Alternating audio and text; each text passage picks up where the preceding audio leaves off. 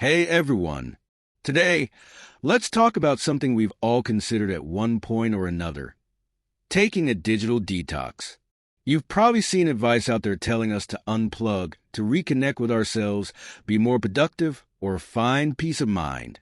It sounds refreshing, right? Just turn off the notifications, delete some apps, and focus on the real world. But do digital detoxes really work? Are they a real solution to the overwhelm and stress we feel from being constantly online? In this video, I want to dive into the trend of digital detoxing, whether it actually helps our mental health, and if there's a better approach to managing our digital lives. Let's get into it.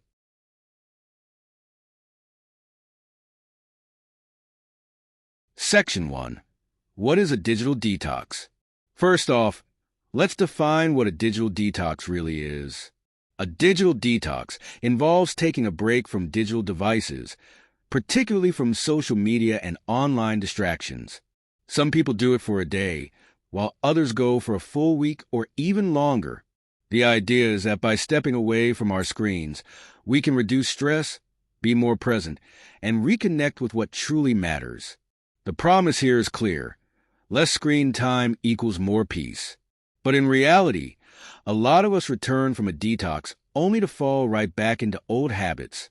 So, what's really going on?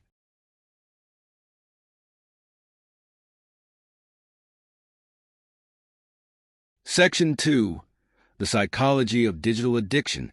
To understand why digital detoxes might not work as intended, we need to understand why we're so drawn to screens in the first place.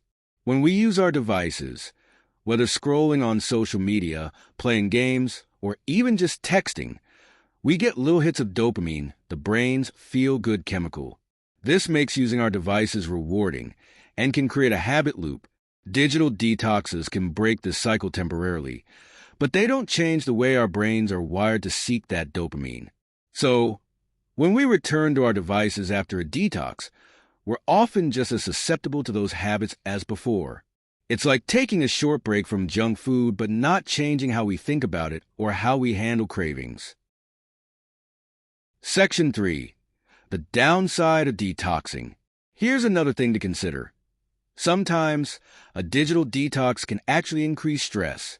We rely on our devices for so much: communication, work, and even relaxation. When we go cold turkey, we may end up feeling disconnected, anxious, or even more stressed because we can't check in with the people or information we depend on. This sense of disconnect can make it hard for us to be fully present. It's almost like the detox itself becomes stressful because we're fighting against deeply ingrained habits. So while digital detoxes may seem like the perfect solution, they're often not a long-term fix. Section 4. Finding balance instead of detoxing. Instead of completely unplugging, what if we found a way to live with our devices in a balanced way? Research suggests that instead of drastic detoxes, setting boundaries and practicing mindful usage can lead to better outcomes.